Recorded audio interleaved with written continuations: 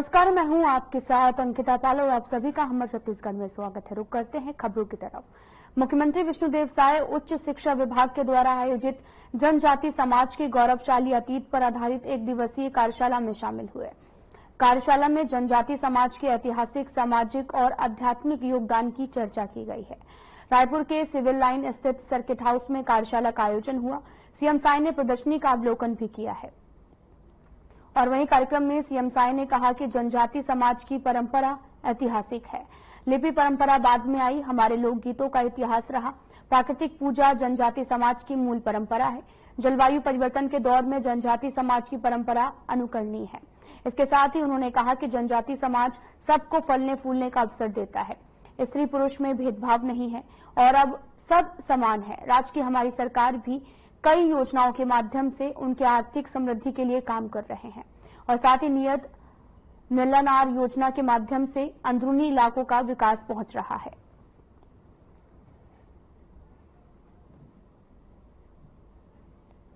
उच्च शिक्षा विभाग द्वारा यहाँ पर जनजातीय समाज का जो गौरवशाली इतिहास रहा है उस पर एक दिन का एक कार्यशाला आयोजित है, जिसमें हमारे विश्वविद्यालय के कुलपतिगण पधारे हैं, उच्च शिक्षा विभाग के अधिकारीगण हैं और अखिल भारतीय वनवासी कल्याण आश्रम जो पूरे देश में वनवासियों के विकास के लिए काम करने वाली संस्था है, जिसका केंद्रीय कार्यालय जहां से मैं आता हूं, जिस जिले से जसपुर, वहां पर है। तो कल्याण आश्रम के भी पदाधिकारी हैं और दिन भर ये कार्यशाला चलने वाला है और 15 नवंबर जो भगवान बिरसा मुंडा की जयंती है, जिसको हमारे देश के यशस्वी प्रधानमंत्री श्री नरेंद्र मोदी जी ने जनजातीय गौरव दिवस के रूप में घोषित किया है और हम लोग भव्य तरीके से जनजातीय गौरव दिवस को मनाने वाले हैं और हर जिले में भी जनजातीय गौरव दिवस को मनाएंगे। और जैसे मैंने कहा कि जनजातीय समाज का बहुत ही गौरवशाली इतिहास रहा है। अनेकों स्वतंत्रता संग्राम सेनानी हुए हैं, शहीद वीर नारायण सिंह, गुंडाधुर, आपके बिरसा मुंडा, गैंद सिंह, अनेकों हैं जो इतिहास के पन्नों में खो गए। उसको हमारी सरकार फिर से देश और दुनिया के सामने लाने का प्रयास करेगी।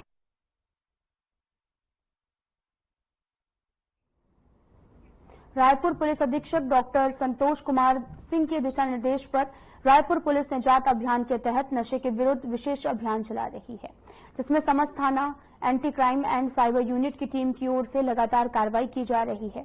इसी कड़ी में थाना माना पुलिस की टीम को भी सूचना प्राप्त हुई और थाना माना क्षेत्र अंतर्गत स्थित धूम कैफे और रेस्टोरेंट में अवैध रूप से शराब की बिक्री की जा रही है, जिस पर वरिष्ठ अधिकारियों के निर्देशन और थाना प्रभारी माना के नेतृत्व में टीम ने कैफे और रेस्टोरेंट में जाकर रेड की है। रेड के दौरान धूम कैफे और रेस्टोरेंट में अवैध रूप से शराब की बिक्री की जा रही है और साथ ही कैफे संचालक धूम सिंह को गिरफ्तार कर उसके कब्जे से 2 बोतल अंग्रेजी शराब और 7 बोतल बियर पाई गई है।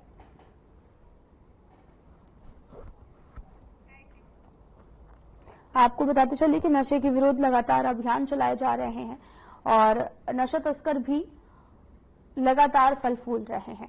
तो वहीं धूम कैफे का ये पूरा मामला बताया जा रहा। धूम कैफे और रेस्टोरेंट में रेड डाली गई, जहां पर पुलिस ने कैफे संचालक को पकड़ा है, जहां पर नशे को खुलेआम बेचा जा रहा था, जहां पर शराब सहित बियर की बोतल्स भी बरामद की गई हैं। नशे के विरुद्ध जो है विशेष अभियान लगातार चलाया जा रहा है, जिसमें पुलिस को बड़ी कामयाबी हाथ लगी है।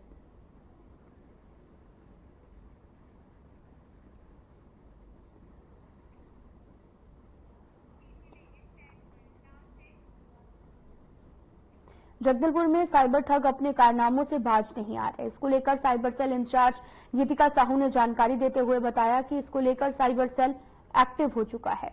उन्होंने बताया कि रजिस्ट्रेशन के नाम पर हजारों रुपए की मांग की जाती है और इसके बाद पोर्टल पर एक लिंक भेजकर ठगी की पूरी घटना को अंजाम दिया जाता है।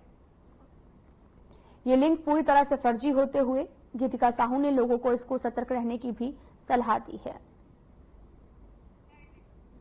आपको बताते चले कि साइबर सेल लगातार एक्टिव मोड में नजर आ रहा है। पूरा मामला जगदलपुर से है, जहां पर साइबर सेल इंचार्ज का बयान भी सामने आया है, जहां पर साइबर ठगी को लेकर सतर्कता बरतने की बात की गई है। आपको बताते चलें कि लगातार साइबर ठग जो हैं वो एक्टिव होते नजर आ रहे हैं और जिसको लेकर साइबर सेल लगातार एक्टिव है और कई तरह के अभियान भी चलाए जा रहे हैं।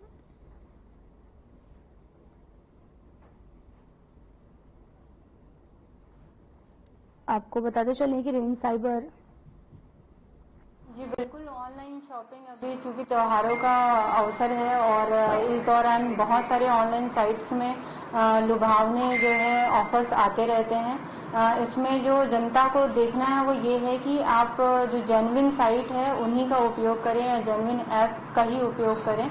कई बार ऐसा होता है कि ऑफर बहुत ही ज्यादा भ्रामक होते हैं, जैसे कि बहुत बड़ा अमाउंट है और वो 1 या 2 रुपए पे वो प्रोडक्ट मिल रहा है। तो ये सब भ्रामक इस तरीके की जो ऑफर्स हैं इनसे बचना है और साइट को विजिट करने से पहले जरूर जो सिक्योरिटी जो कुछ पॉइंट्स होते हैं उनको चेक कर लेने हैं, जैसे कि ग्रीन लॉक का साइन या HTTPS है कि नहीं या फिर स्पेलिंग मिस्टेक्स तो नहीं है साइट्स में। इन सब चीजों को चेक करना चाहिए। गरियाबंद में केनरा बैंक ATM और साथ ही पड़ुका ग्रामीण बैंक में भी लूट का प्रयास करने वाले 2 आरोपी को पुलिस ने गिरफ्तार किया है। आरोपी गरियाबंद से कुछ दूरी स्थित छिंदौला के रहने वाले हैं। बताया ये भी जा रहा कि मामले के मास्टरमाइंड अरुण ध्रुवे कर्ज से लदा हुआ था, जिसे ऑनलाइन गेमिंग की लत थी और कर्ज चुकाने के लिए उसने बैंक लूटने का प्लान भी बनाया था और अपने साथ गांव से ही टिकेश्वर यादव के अलावा एक नाबालिग आरोपी को भी वारदात में शामिल किया था।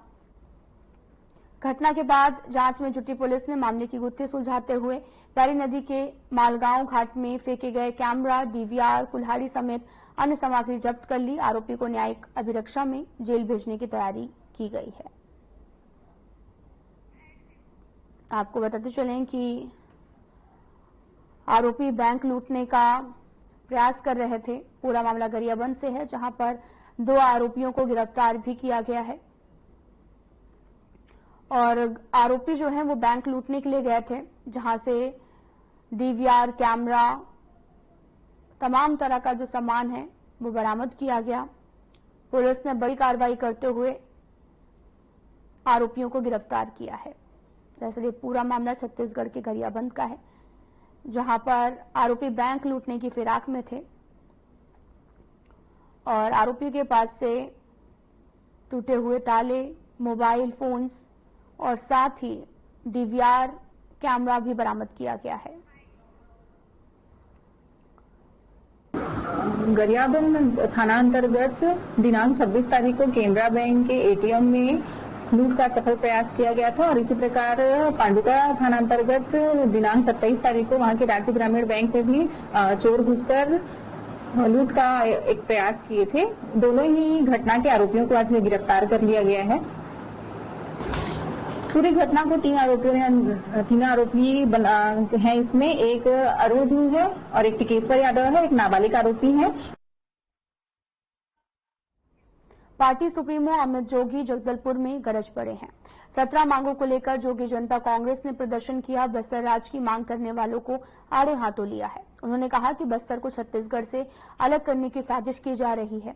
बस्तर में स्वास्थ्य सेवा, सुरक्षा, स्वास्थ्य व्यवस्था और सड़कें, शिक्षा व्यवस्था बदहाल है, लेकिन दोनों प्रमुख पार्टियों को कोई फर्क नहीं पड़ रहा। इसके साथ ही उन्होंने कहा कि फूट डालो और राज करो की नीति पर दोनों पार्टियों ने अब तक काम किया है।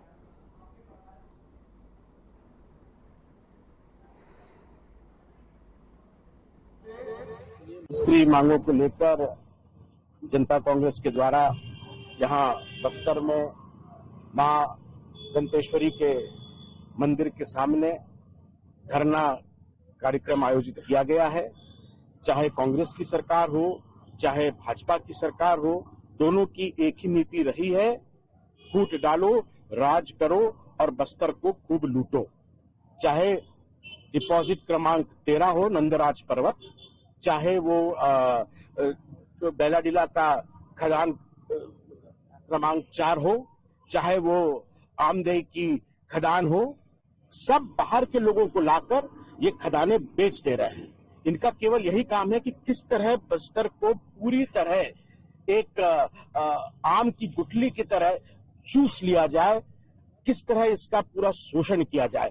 पहले 6ठी अनुसूची के नाम पर बस्तर को बांटना चाहते थे, फिर सलवा जुर्म के नाम पर बांटना चाहते थे, अभी धर्म के नाम पर बांटना चाह रहे हैं, और अभी तो मैंने सुना है कि अलग बस्तर राज की बात भी करने लगे हैं। केवल बस्तरवासियों को आपस में लड़ाने का काम किया जा रहा है, चाहे भाजपा हो चाहे कांग्रेस हो। और भी कई मुद्दे हैं। यहाँ जो स्वास्थ्य सेवाएं हैं, महानदी का एक बहुत बड़ा मसला है। पड़ोसी राज्यों में जो बांध बने हैं, इस बरसात में उसका कहर छत्तीसगढ़ में खासकर दक्षिण बस्तर को देखने को मिला। बीजापुर के लगभग 30 ऐसे गांव थे जो पहुंच विहीन बन गए थे। कोंटा का जो पानी सबरी नदी का है वो छिंदगढ़ तक आ गया था, पूरा इलाका डुबान में था। उनको अभी तक कोई मुआवजा राशि नहीं दी गई है। तो इन सब बातों को लेकर हम लोग सरकार को, ये सोई हुई सरकार को जगाने का काम करेंगे, क्योंकि अभी ऐसा लग रहा है जो संशोधन किए जा रहे हैं लगातार कानूनों में, डीएमएफ में जो संशोधन हुआ है कि छत्तीसगढ़ अब छत्तीसगढ़ियों के हाथ में छत्तीसगढ़ की सरकार नहीं है। गुजरात के कुछ उद्योगपति हैं जो आज छत्तीसगढ़ को चला रहे हैं।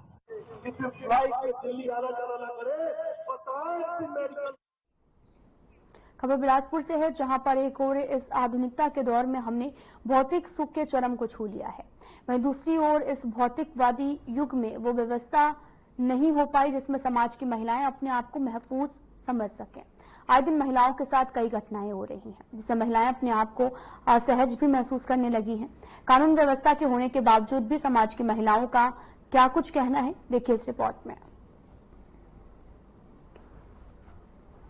रात के टाइम बच्चे हमारे सेफ नहीं है, नहीं निकाल पाती हूँ मैं उनके लिए कुछ होना चाहिए, रात के लिए प्रोटेक्शन वगैरह। क्या ऐसा करना चाहिए ताकि वो बच्चे भी बड़े मजे से अपनी स्कूटी लेकर चले जाए, वो करके आ जाए। महिलाओं के लिए सेल्फ डिफेंस भी ज्यादा बेहतर है, इससे ज्यादा तो मिलती नहीं है।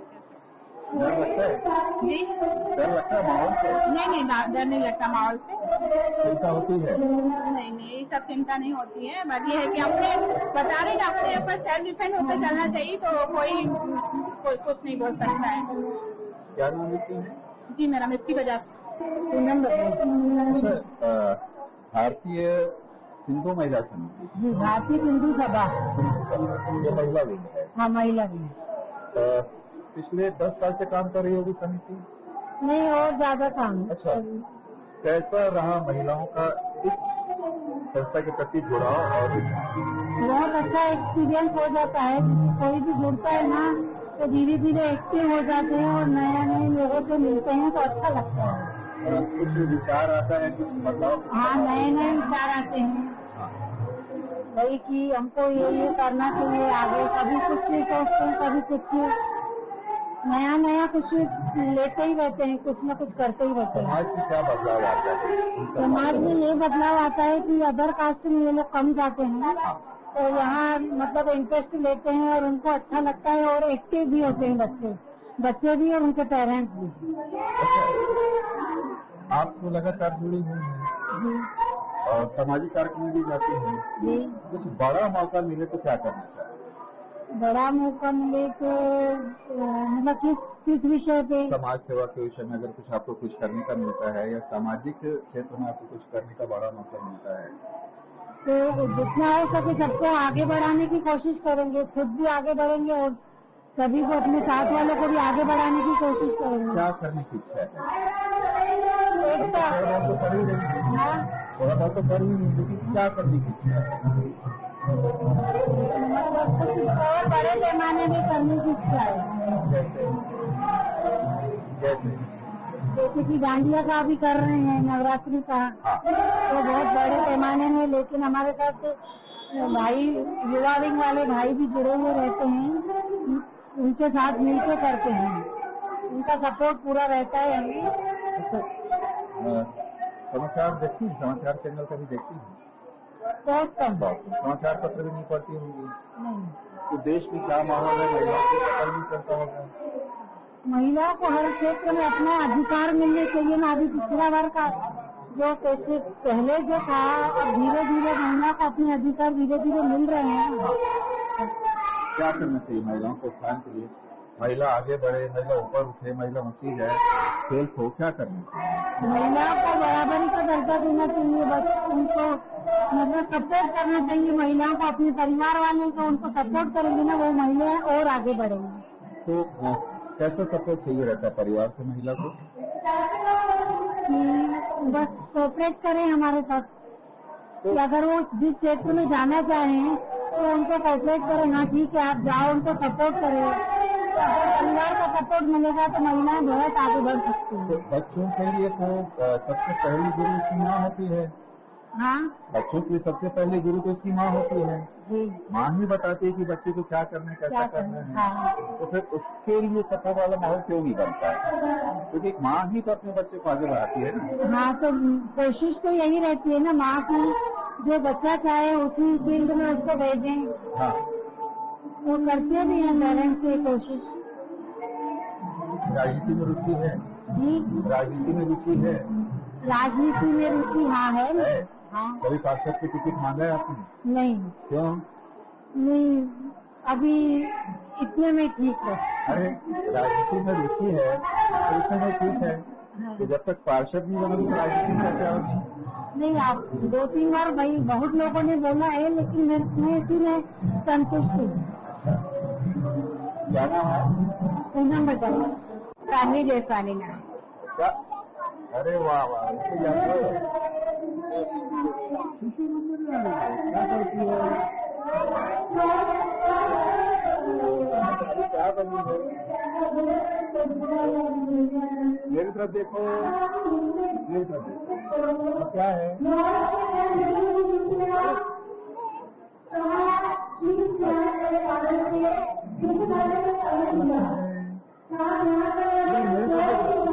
अच्छा, क्या लगता है?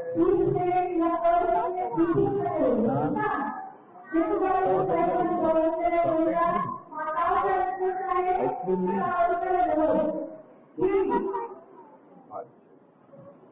क्या नाम इसका बताया? सानवी जयसवानी। जो भी पढ़ने जा रहे हैं। हाँ, क्या बनाए? इसको पेड़ बनाए हैं, पेड़ बनाए हैं। वृक्ष बनाए। क्योंकि आजकल बहुत पेड़ काटे जा रहे हैं, इसीलिए इसको हम पेड़ बनाए ताकि इसको ये बढ़ावा दे सके कि पेड़ नहीं काटने चाहिए। कितने जरूरी है हमारे लिए पेड़। एक वृक्ष का जीवन में क्या महत्व है? बहुत ज्यादा महत्व है। एक वृक्ष भी हमारे जीवन में बहुत ज्यादा जो ऑक्सीजन भी प्रदान बहुत ज्यादा कर सकते हैं। एक भी में चाहे। आपके घर में है? हाँ जी है। आपके कितने लोग को पेड़? हमने बहुत सारे जन को, जैसे मेरे मम्मी पापा हैं, उन्होंने भी वृक्ष लगाओ और वृक्ष बचाओ एक जैसे जो भी अभियान है जरूर उसमें भाग लेते हैं। फैंसी ड्रेस में इसको जैसे ये सीखेगी करके क्या इम्पोर्टेंस है ये सब चीजों के लिए, इसके लिए आगे पढ़ेगी। हाँ, तो देश में तो जो माहौल है महिलाओं के खिलाफ बहुत सुरक्षित और शांत माहौल में क्या करें? हाँ, तो हम इसको तो सिखाएंगे कि कैसे इंडिपेंडेंट बनना है और अपने पैरों पे खड़े होके खुद के लिए कैसे लड़ना है। हाँ, तो खुद के लिए कैसे लड़ेगी? खुद जैसे जैसे बड़ी होगी चीजों को समझेगी और अपने लिए स्टैंड लेगी आगे चल के। अच्छा, आपको क्या लगता है कि समाज को या पेरेंट्स को क्या करना चाहिए ताकि लड़कियों के लिए वातावरण बढ़िया भी हो और उनको भय न लगे बिल्कुल लड़की में बाहर? उनको इंडिपेंडेंट बनाना चाहिए। अभी तो छोटी है, जैसे जैसे बड़ी बनेगी अपनी सुरक्षा के लिए उसको खुद ही आगे आना पड़ेगा। क्या करना चाहिए? सिखाना पड़ेगा सबको, सिर्फ लड़कियों को ही नहीं लड़कों को भी, कि कैसे माहौल को सेफ रखना है। अच्छा, पेन है, सीजर है, मोबाइल है, इससे आपको लगता है कि समाज में कोई विषाक्त माहौल बन रहा है, खराब होता है? हाँ, बहुत विषाक्त। सब बच्चे मोबाइल के पीछे लगे रहते हैं, ये सही नहीं है। ज्यादा बहुत बुरा असर पड़ता है इन सब चीजों से। मोबाइल में तो पैसा भी लोग कमा रहे हैं। वो सब हम विश्वास नहीं रखते, बस ज्यादा नहीं देखना चाहिए बच्चों को, पढ़ाई की चीजें देखना चाहिए। जो बच्चियां बड़ी है उनके लिए आप क्या कहेंगे? बड़ी हो रही है तो उन पढ़ाई में आगे बढ़ना चाहिए। आपकी शिक्षा कहाँ तक की है? मैं BSc है। अच्छा, BSc। उसका सीधा घर पे काम काज में? हाँ, ये सब करने की इच्छा थी? हाँ, टीचरिंग करने की इच्छा थी। नहीं, मैं ट्यूशन लेती हूँ अभी भी। हाँ, नहीं हूँ बात। और संत गवारा मैंने इसीलिए चुना क्योंकि उनको थोड़ा नॉलेज होना चाहिए सिंधी में करके, कि हमारे भी भाई आगे सिंधी है, वही सिंधी क्यों है करके, कि हमारे भी भाई आगे सिंधी है, वही सिंधी क्यों है करके उनको बोलना चाहिए। और बच्चों की मातृभाषा सिंधी है, हम भी सिंधी है। आपकी शिक्षा? मैंने ज्यादा तो नहीं, 12th बस किया है, नहीं पढ़ाया। कोई बात नहीं, आराम से। अच्छा, ज्यादा पढ़ाई लिखाई से क्या होगा? खड़े हो जाएंगे।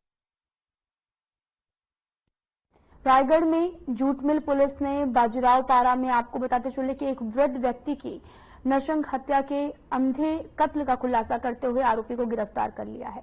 पुलिस महानिरीक्षक डॉक्टर संजीव शुक्ला के मार्गदर्शन और पुलिस अधीक्षक दिव्यांग कुमार पटेल के कुशल नेतृत्व में थाना jute mill cyber cell staff के साथ गठित टीम ने एक जटिल हत्याकांड का शीघ्र ही सटीकता से खुलासा किया है। पुलिस ने आरोपी के मेमोरेंडम पर भी DVR मॉडल थैली की जब्ती की है और साथ ही आरोपी से चुराई गई 10,500 और घटना में प्रयुक्त गमछा, घटना समय पहने कपड़े भी बरामद किए हैं। आरोपी दीपक यादव निवासी बाजीराव मोधापारा थाना जूट मिल मेला जिला रायगढ़ को भी हत्या के अपराध में गिरफ्तार कर न्यायिक रिमांड पर भेज दिया है। मर्डर की घटना सामने आई थी। दूसरे दिन सुबह करीब 7-8 बजे के आसपास हमारे पास सूचना आई। पुलिस की टीम पूरी मौके पे गई। जैसे वहां मौके पे देखा, तत्काल उससे हो रहा था कि ये हत्या है और बहुत ही दर्दनाक तरीके से ये घटना को अंजाम दिया गया है। रमेश तिवारी उर्फ बब्बू महाराज जी, उम्र 62 ईयर, जो कि थाना जुटमिल क्षेत्र में रहने वाले थे, जिनका 25 सितंबर और 26 सितंबर के दरमियानी रात्रि में मर्डर हुआ था। दूसरे दिन 26 सितंबर को सुबह पुलिस को इस घटना की जानकारी मिली। जैसे ही जानकारी मिली, तत्काल थाना प्रभारी मौके पे पहुंचे। मौका देख के लगा कि ये मर्डर हो सकता है। इसको देखते हुए तत्काल वरिष्ठ अधिकारीगण, हमारे सभी DSP, एडिशनल SP, साथ में जो विशेष डॉग स्क्वाड थी, साथ में FSL की टीम, फिंगरप्रिंट की टीम, सभी टीमें मौके पे पहुंची। मौके पे जाके पूरे घटना स्थल का मुआयना किया गया। घटना स्थल से जो भी एविडेंस कलेक्ट करना था वो किया गया। घटना को देख के ऐसा लग रहा था कि कोई जानकार व्यक्ति ने ही पूरी घटना को अंजाम दिया गया है। घटना स्थल पे मौके से DVR गायब था। जो शॉर्ट PM रिपोर्ट में ये बात सामने आई कि मृतक की मृत्यु सर पे चोट, साथ में गला दबाने के कारण हुई है। और पूरी जो एविडेंस है उसको देखते हुए विशेष टीम गठित की गई। हमारे एडिशनल SP आकाश मरकाम साहब, CSP साइबर सेल अभिनव उपाध्याय, DSP हेडक्वार्टर अखिलेश कौशिक, थाना प्रभारी जुटमिल मोहन भारद्वाज, पूरी थाना की टीम, साइबर की टीम, साथ में जो पूर्व में भी आरक्षक, प्रधान आरक्षक उस थाने में काम किए थे, उन सबको बुलाया गया और पूरी टीम लगातार 3 दिनों तक लगी रही। 3 दिनों के बाद ये खुलासा हुआ कि जो मृतक के घर में काम कर रहे थे, उन्हीं का बेटा दीपक ने पूरी ये घटना को अंजाम दिया है। पूरी घटना को अंजाम इजी मनी, मतलब कुछ पैसे मिल जाएंगे, इस चक्कर में दिया गया था। क्योंकि मृतक ब्याज पे उधार में पैसे देते थे, तो आरोपी को ये अंदाज था कि उनके घर में अंदाजित 1,00,000 रुपए उसको मिल जाएंगे, 1,00,000 रुपए। इसी कारण आरोपी घर में साइड के दरवाजे से घुसा था और अंदर के कमरे में 3-4 घंटा करीब छुप के रहा। पूरा मृतक के सोने के बाद पूरा घर सर्च किया, लेकिन उनको राजपुरे में इतना ही। नमस्कार।